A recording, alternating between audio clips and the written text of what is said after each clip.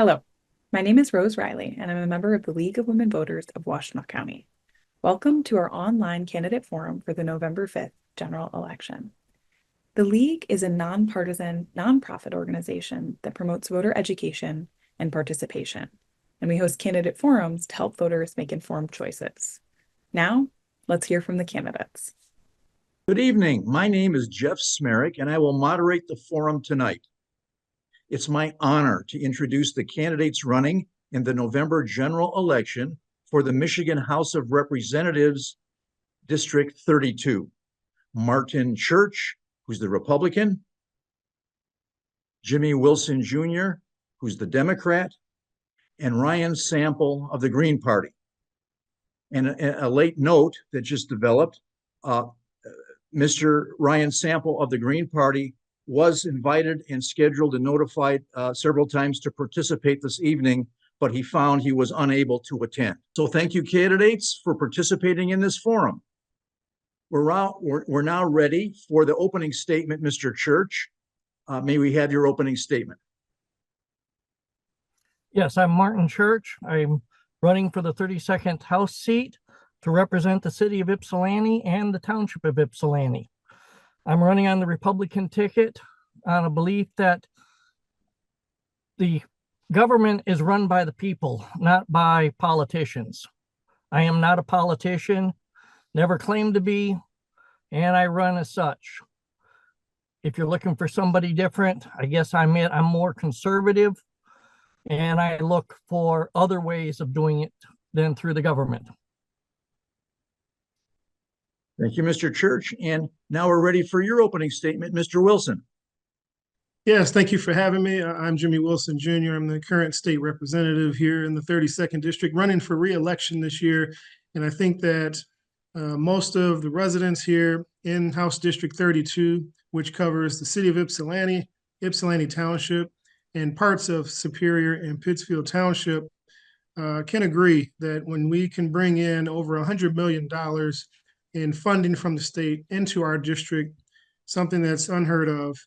I think that it's good to have continuity and continue to support the endeavors of our current electeds. They were able to secure these funding. It's very important that we look at folks and people's background, being able to work with different individuals from every level of government, as well as reaching across the aisle. And I've demonstrated that over the past 2 years of my term. Looking forward to the rest of this forum as well. Thank you. Thank you, Mr. Wilson. And thank you, candidates. And now we're going to the questions. We'll start with Mr. Wilson with the first question. The Michigan legislature could not agree this year on renewal of the SOAR fund. That's SOAR, which stands for the Michigan Strategic Outreach and Attraction Reserve, which supports business attraction to the state. Some detractors criticize the effectiveness of the SOAR grants. What is your philosophy regarding use of taxpayer funds to create jobs? And should such spending focus on encouraging technology and innovation, or instead focus on manufacturing jobs? Yeah, thank you for that question. My philosophy on the SOAR fund, I think it doesn't have to be that we have to pick one endeavor. We don't have to do manufacturing or technology. I think we can do both. And I think we've demonstrated that with some of the projects that we were able to secure and bring into the state of Michigan. In some of these cases, these companies only had a few options where it could be overseas or down south or out west, but they chose Michigan because we were able to negotiate and put provisions in place, safeguards, so to speak, that if you're going to receive public dollars, you need to meet a lot of different benchmarks to be able to receive those dollars. The way it actually works, they actually have to do the performance first, and then they receive the finances on the back end. So there was a project where the company decided to scale back on how many jobs. So that also means that the state of Michigan is going to scale back on how many public dollars they're going to actually get. And so I think those are good safeguards in place.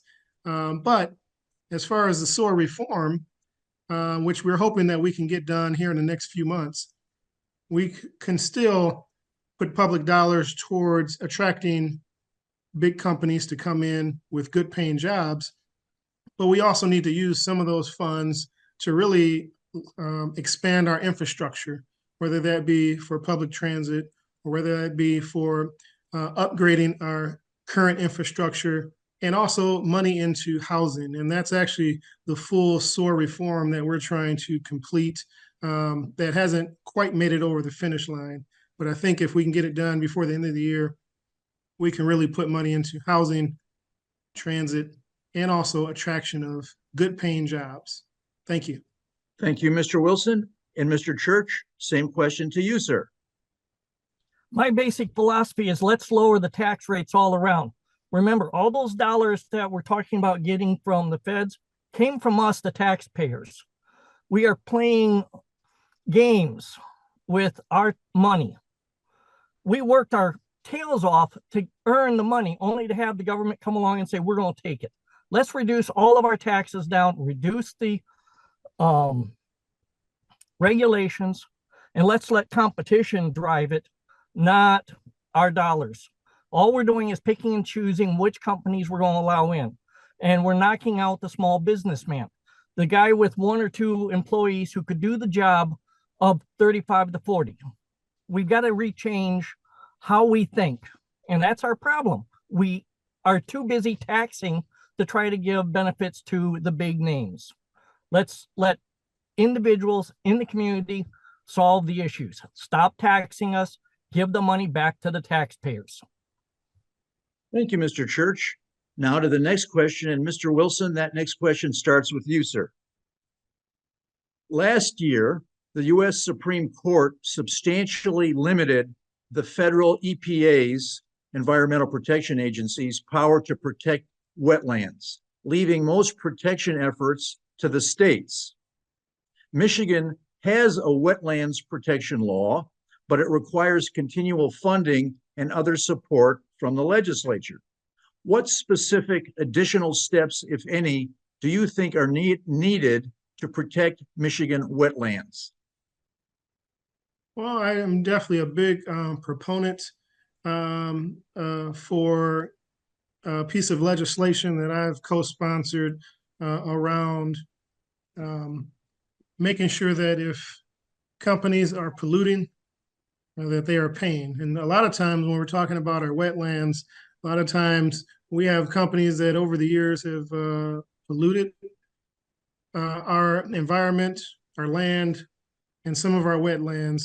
And we actually need to start putting penalties in place for companies that are polluting and not taking care of what they have done. We are always getting dollars from our taxpayers, and we have to change that. It should not come from the taxpayers. It should actually come from these companies that are doing that. And so that's a big piece of legislation, polluter pay, that I support. And I believe there's other initiatives that we can support in regards to our wetlands. We passed big legislation last year in regards to the Clean Energy and Jobs Act, where we're going to get to 100% clean energy by 2040. And this is all a part of our environmental plan that has been led by our governor, Gretchen Whitmer. And so all these things together, because it won't be any one piece of legislation that gets things done, we need to attack it from different angles, make sure we're holding companies accountable, but also protecting as much as we can of our environment and our wetlands. Thank you. Thank you very much, Mr. Wilson. So Okay. Same question to you, sir. Yeah, again, we have to change our regulations. One, define what is a wetland. Right now, almost anything that holds a body of water could be considered a wetland, including your ditch, the little puddle that's in your backyard. We need firm guidelines on what is a wetland. Secondly, yes, hold those businesses or individuals responsible for the damage that they're doing, but it takes too long. We need clear, precise laws in place to do the work. We make too many exemptions. We have to redefine it. rewrite the laws so that it's clear of what we want and reduce the regulations. Thank you, Mr. Church. And you're the first one on the next question, which is, as a result of a recent Michigan Supreme Court decision, Michigan minimum wage rates will increase next year. All employees will be eligible for paid sick days, and the separate minimum wage for tipped workers will be phased out. Michigan employer groups are lobbying the legislature to roll back these changes. What, if anything, should the legislature do? I'm not a big fan of what the Supreme Court ruled. It's going to kill our businesses. Small businesses can't afford it. The only ones that can afford it is big companies like Walmart, Applebee's, and even they are going to be closing down. The tip workers are going to be losing because they're not going to receive tips like they used to. My sister used to work as a waitress. I worked at minimum wage. I would work for $3 an hour. Now, this is a few years ago. But she would bring home for the same number of hours almost $200 in tipped wages. Now, I'm not saying she didn't earn it, because she did. But if she was working at minimum wage, she would never have made that amount. You need to be rewarded for what you earn. And unfortunately, the increase in minimum wage means that those people who work a long period of time, such as my wife working at U of M, now is being placed back at minimum wage. She will not see an increase equivalent to what the minimum wage workers are getting. Thank you, Mr. Church. And Mr. Wilson, same question to you, sir. All right, thank you for that question. And yes, the Supreme Court decision that happened over the summer, I believe in July. And this has been a really big, important issue around the state. A lot of business owners, small business owners are very concerned about this, as well as workers and labor unions as well. And I think that after meeting with a lot of our business owners here in District 32, a lot of them have explained and demonstrated, even using data, on how tight their profit margins are and how this could potentially hurt their business models.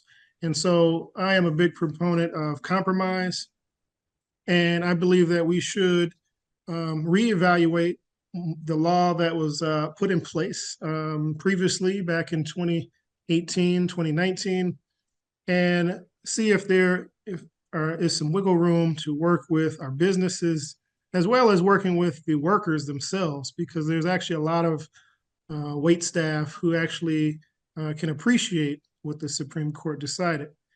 I will make mention that in other states, when this was done, waitresses, wait staff, workers that are tipped workers, they actually did not see a decrease in their pay and a decrease in the tips. The average percentage of tips was still at roughly about 16 to 18% in other states that this law or this type of legislation passed. And so I believe that our workers will still maintain what they currently get, but we do need to take the concerns of our business owners seriously and see if we can work with them to change or alter what was put in place years ago. Thank you. Thank you, Mr. Wilson. And the next question goes also to you, sir. It relates to agriculture in Michigan. Agriculture plays a large role in the economy of your House district, District 32. How can the legislature support the agriculture industry to the benefit of Michigan citizens? Thank you for that question. And here in the in District 32, the Ypsilanti area, we have seen an insurgence of urban farming that has taken place here in our district. And I think that if we can continue to support farming for urban areas like Ypsilanti, but also making sure that we understand that our main industry here in Michigan is agriculture. When you look at throughout the entire state, we have to take it seriously on making sure our farmers are taken care of and making sure that there are incentives in place that they can thrive. Thank you. Thank you. And Mr. Church, same question to you, sir. Yes, as when it comes to agriculture, not only do we need a place to grow things, we also need a place to sell them. And unfortunately, our federal and state laws, which unfortunately the federals I can't do much about, we have made it so that our farmers can't compete. We can grow the crops, but the big distribution centers are closed to them. Such as the blueberry farmers right now have a bumper crop of blueberries, but they can't get them to the market. They're about to take a huge loss because the local distributors such as Kroger's, Walmart will not handle Michigan products. We need to change that. We need to make it so that Michigan products show up in Michigan stores and then spread out from there. And part of that has to do with our rules and regulations. We need to cut them. Thank you, Mr. Church. And you get the first one on the next question. Do you believe Michigan elections are free and fair?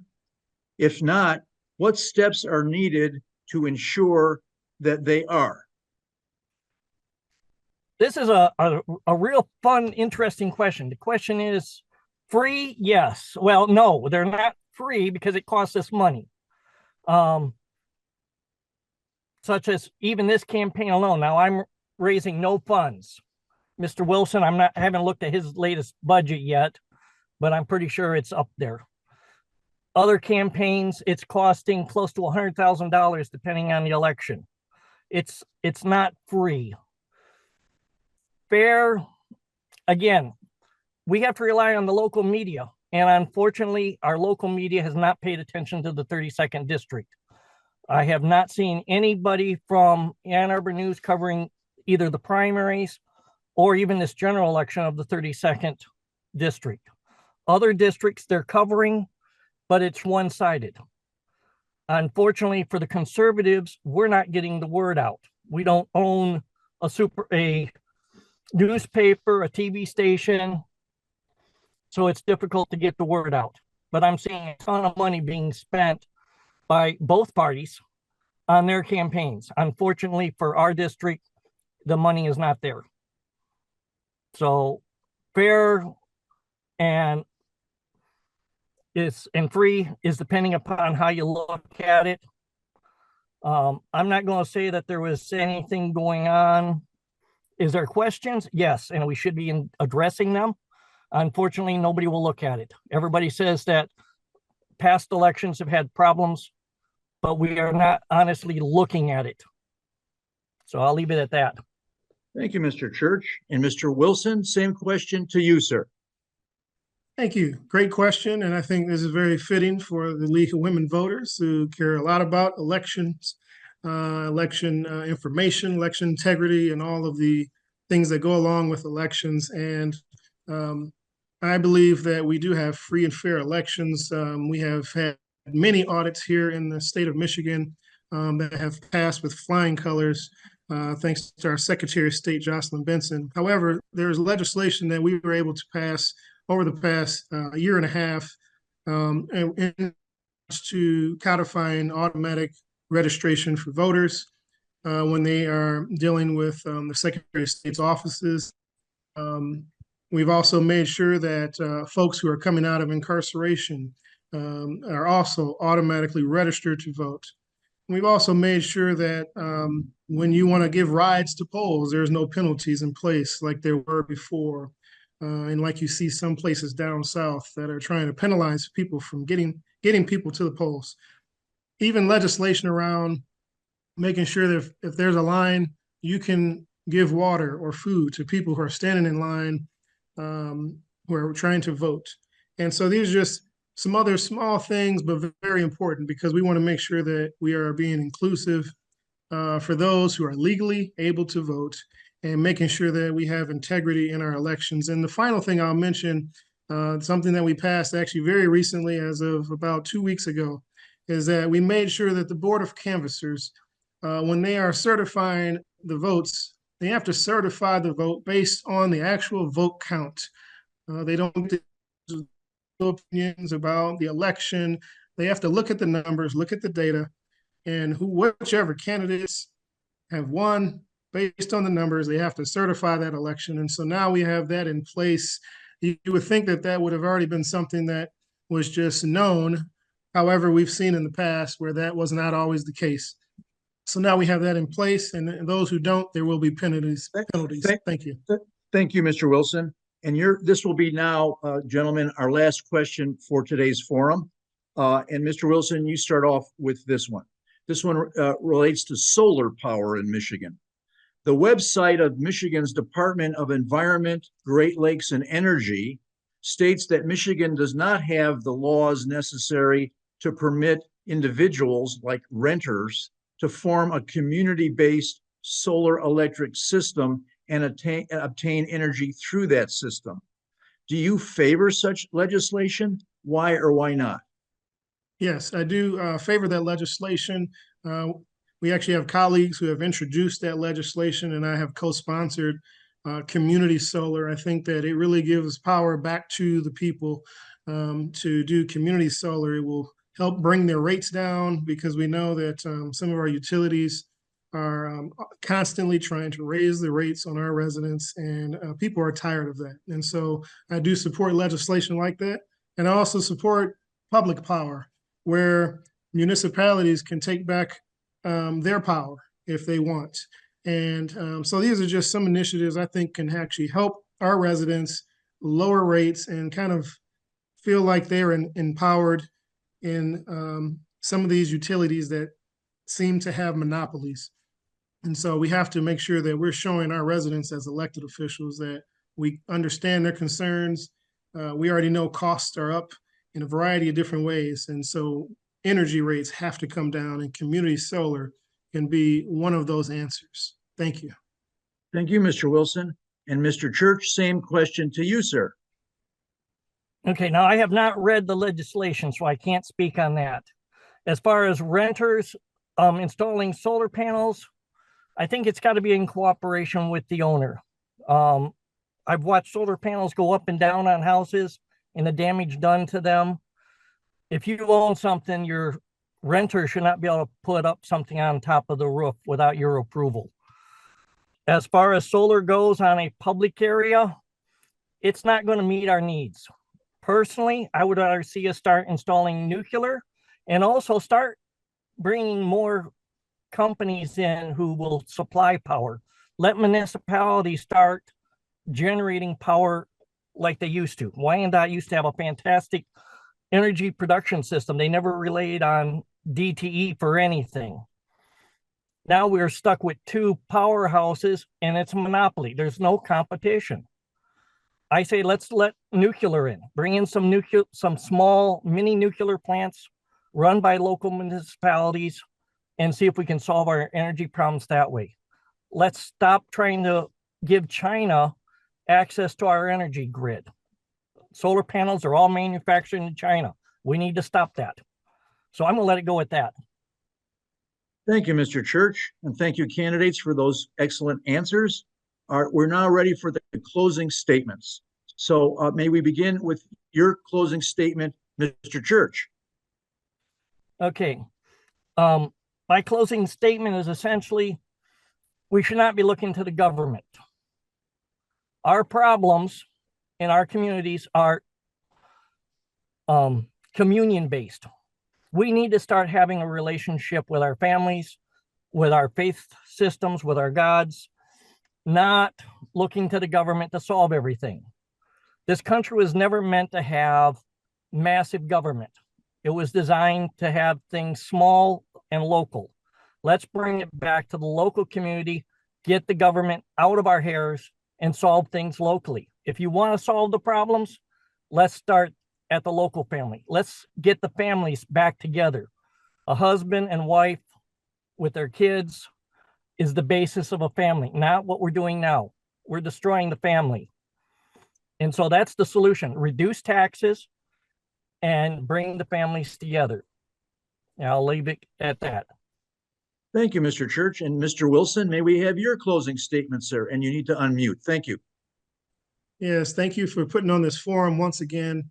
My closing statement is that if you have been paying attention to the Michigan legislature over the past 18 months, and you care about making sure that we have repealed the pension tax off of our seniors, if you care about how we have put back in place prevailing wage for our construction workers, if you care about repealing the so-called right to work law that really hurt our unions, if you really care about the common sense gun legislation that we passed in regards to universal background checks, safe storage laws, red flag laws, if you care about how we've passed legislation to support our teachers, giving them their bargaining power back at the bargaining table in regards to class sizes and healthcare costs and evaluations, I believe that I would be a great candidate for you to highly consider in the upcoming November election as I'm running for re-election as your state representative,